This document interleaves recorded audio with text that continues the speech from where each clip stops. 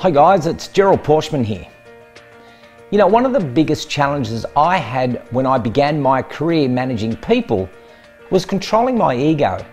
I really struggled with the getting to grips of the whole idea that the whole management role wasn't about me, all my skills, my attitude, my performance, and most importantly, what the staff thought about me.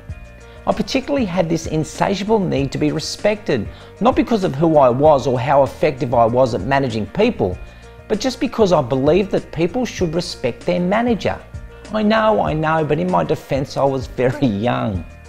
So when I was the assistant to the cruise director back in 1986, if one of the cruise staff didn't follow my direction or say, "Yes, boss," then from my perspective, that meant they don't respect me. It even got to the stage that if they were 5 minutes late to a meeting, well, again, I felt disrespected. And God forbid if one of the staff interrupted me during a meeting. Again, Lordy, how dare you disrespect me while the master is speaking? You see, back then it was all about me. Probably still is now. The problem with this narcissistic, egomaniac way of managing people is that it never ever leads to an effective response to any situation. I realise now that my response to that way of thinking was driven by hurt, disappointment, and even a need for revenge. And I'm sure that you can see that any conversation that you have with your staff from the stance of, "Hey, make it about me," is unlikely to be successful. The issue here is that there may have been a very valid reason for the staff member not doing as they were asked, or running a few minutes late, and then interrupting me during that meeting.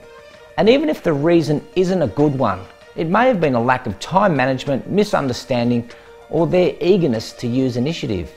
It's not that likely that the staff were acting in a way to show disrespect. You see, the reality is 99 times out of 100, it ain't about you. When you manage people, it's all about the business.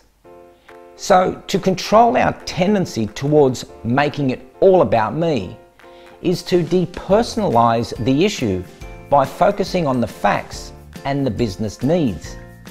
What we're aiming to do here is to put aside our guesses or assumptions about why the staff member did or didn't do as they were told, and instead focus on the consequences of them not performing their duties.